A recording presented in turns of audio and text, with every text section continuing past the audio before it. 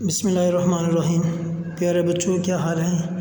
آج ہم کلاس نہم اسلامیات سورۃ الانفال اور رکوع نمبر 8 کی آیات نمبر 59 سے 62 کا ترجمہ پڑھیں گے۔ بسم اللہ الرحمن الرحیم۔ ولا يحسبن الذين كفروا سبقوا، اور کافر یہ خیال نہ کریں کہ وہ بھاگ نکلے ہیں۔ انہم لا یعجزون، وہ اپنی چالوں سے ہرگز عاجز نہیں کر سکتے۔ اب اس آیت میں یہ بتایا گیا ہے اگر کافر یہ سوچیں کہ ہماری تعداد، ہمارے پاس اسلحہ زیادہ ہے تو ہم اپنی تعداد اور اسلحے کی وجہ سے مسلمانوں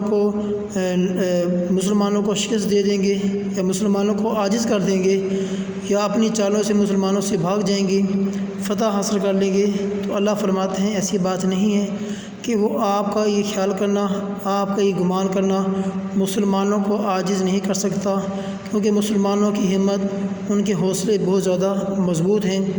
اس لیے فرمایا کہ انہم لا یعجزون، ہرگز عاجز نہیں کر سکتے، یعنی مسلمانوں کو تم ہرا نہیں سکتے، اپنی جو مرضی چالیں چلتے رہو۔ آگے اللہ تعالیٰ فرماتے ہیں وَأَعِدُّوا لَهُم مَا اسْتَطَعْتُمْ۔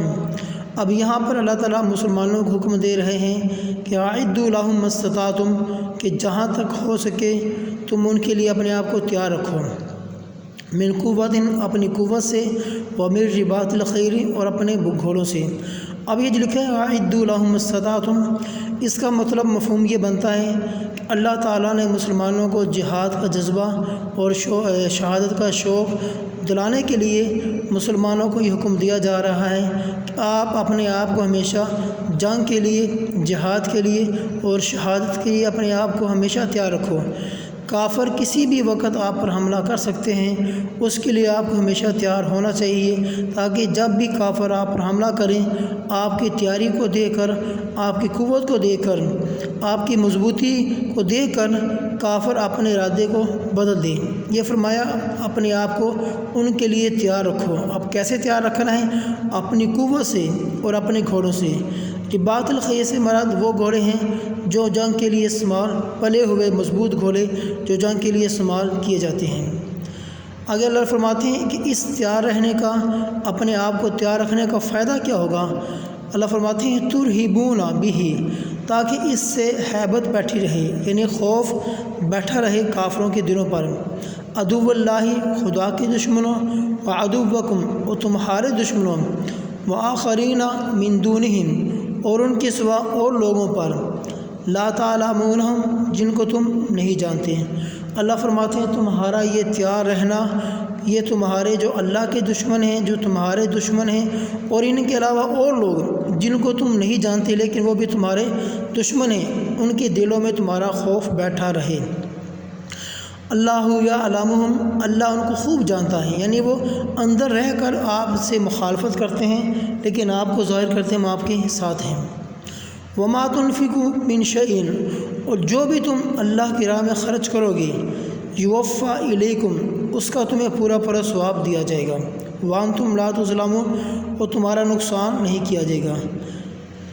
یعنی جو تم اللہ کی راہ میں مال خرچ کرو گے، اللہ تعالیٰ تمہیں اس کا پورا پورا ثواب عطا فرمائیں گے، تمہارے مال کو کم نہیں کیا جائے گا، بلکہ اس مال کے اندر اللہ تعالیٰ برکت فرمائیں گے اور اس کا ثواب پورا پورا آپ کو دیا جائے گا۔ وَإِن جَانَحُوا لِلسَّلْمِ، اور اگر یہ لوگ صلح کی طرف مائل ہوں، جانحوا مائل ہوں، للسلم صلح کے لیے، فَاجْنَحْ لَهَا، اللہ فرماتے ہیں آپ بھی اس کی طرف مائل ہو جاؤ۔ یعنی یہ نبی کو حکم دیا جا رہا ہے کہ اے نبی، اگر یہ کافر آپ کی تیاری کو دیکھ کر، آپ کی شہادت کے جذبے کو دیکھ کر اگر آپ کی طرف صلح کرنا چاہیں، آپ بھی ان سے صلح کر لو۔ وتوکل علی اللہ، اور خدا پر بھروسہ رکھو، انہ هو السمیع العلیم، وہ سب کچھ سنتا بھی ہے اور جانتا بھی ہے۔ وَإِن يُرِيدُوا أَن يَخْدَعُوكَ فَإِنَّ حَسْبَكَ اللَّهُ۔ اب اس آیت میں یہ بیان کیا جا رہا ہے کہ اے نبی، اگر یہ لوگ آپ سے صلح تو کر لیں لیکن آپ کو یہ خوف ہو، یہ خطرہ ہو کہ یہ صلح کرنے کے بعد آپ کو دھوکہ دیں گے، آپ سے دوبارہ جنگ کریں گے، لڑائی کریں گے، آپ نے پریشان نہیں ہونا۔ وتوکل علی اللہ، خدا پر بھروسہ رکھنا ہے۔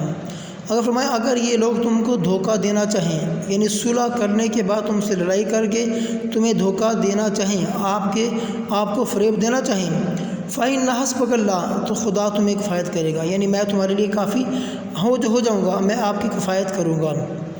وَالَّذِي أَيَّدَكَ بِنَصْرِهِ وَبِالْمُؤْمِنِينَ، فرمایا جس نے تم کو اپنی مدد سے اور مسلمانوں کی جمعیت سے، یعنی مسلمانوں کی جماعت سے تقویت بخشی، قوت بخشی۔